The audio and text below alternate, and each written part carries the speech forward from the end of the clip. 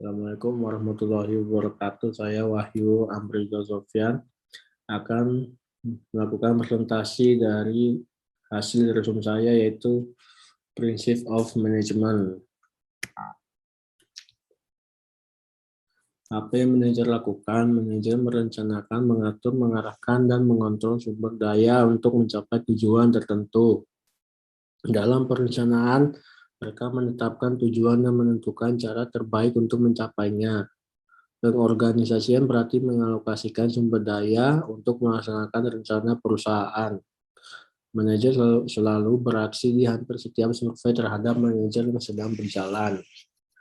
Pergeseran fokus tugas ke tugas yang sering dan keterlibatan dalam menangani masalah ketika masalah itu terjadi. Peran yang dimainkan oleh manajer. 1. Peran interpersonal. Manajer diharuskan untuk berinteraksi dengan sejumlah besar orang selama 1 minggu. Mereka menyelenggarakan resepsi, mengajak klien dan pelanggan makan malam, bertemu dengan prospek usaha dan mitra, melakukan wawancara perekrutan dan kinerja, dan membentuk aliansi, persahabatan, dan hubungan pribadi dengan banyak orang lain. Yang kedua, peran informasional. Manajer perlu mengumpulkan, mengedit, menganalisis, menyimpan, dan mendistribusikan berbagai jenis informasi. Dengan cara ini, mereka menjadi pusat sumber informasi, seringkali menyimpan sejumlah besar informasi di kepala mereka, dan dengan cepat beralih dari peran kolektor ke peran penyebar dalam beberapa menit. Selanjutnya, peran decisional. Pada akhirnya, manajer bertanggung jawab untuk membuat keputusan atas nama organisasi dan pemangku kepentingan yang berkepentingan di dalamnya. Keputusan tersebut sering dibuat dalam situasi ambiguitas tinggi dan informasi yang tidak memadai. Karakteristik utama dari pekerjaan manajer. Manajer yang baik itu mengontrol, tahu apa yang perlu dilakukan dan kapan hal itu perlu dilakukan. Mereka tahu dan memahami tujuan bisnis Anda dan apa yang dibutuhkan oleh karyawan yang mereka awasi untuk mencapai tujuan tersebut. Organisasional struktur dan change. Pertama, struktur organisasi adalah suatu sistem untuk melakukan dan menghubungkan kegiatan-kegiatan yang berlangsung dalam suatu organisasi kerja.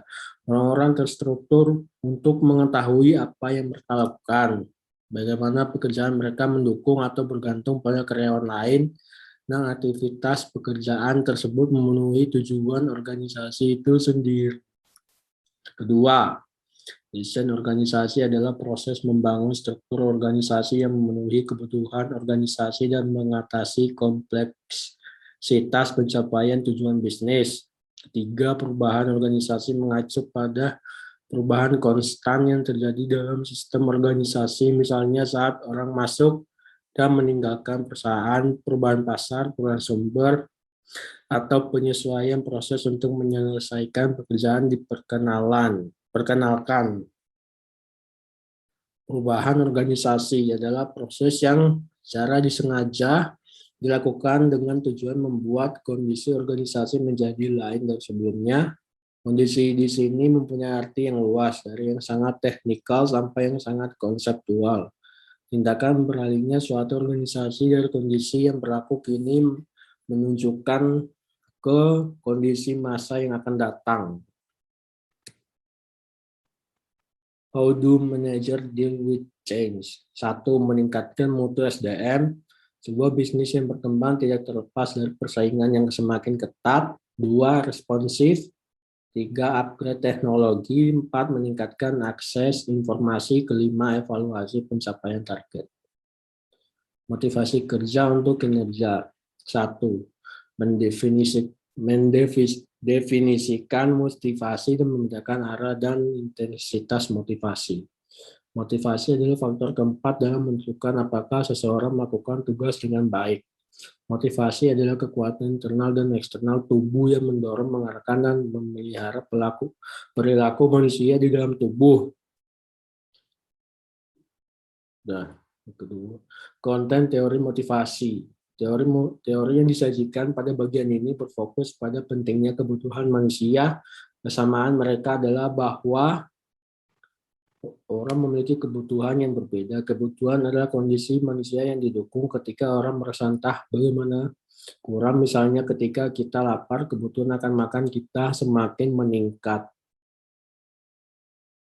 Dua karakteristik teori motivasi. Pertama, ketika suatu kebutuhan muncul, kita termotivasi untuk memenuhinya.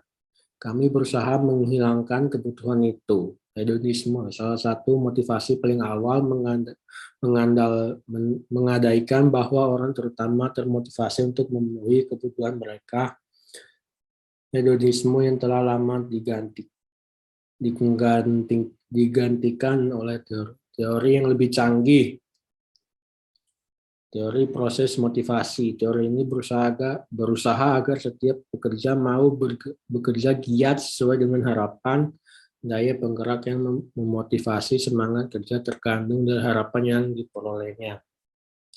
Penelitian terbaru tentang teori motivasi, khususnya dalam penelitian ini ada minat untuk menguji teori kebutuhan tetap didukung secara luas dengan kebanyakan orang mengidentifikasi faktor tempat kerja seperti kognisi, promosi, dan kesempatan belajar.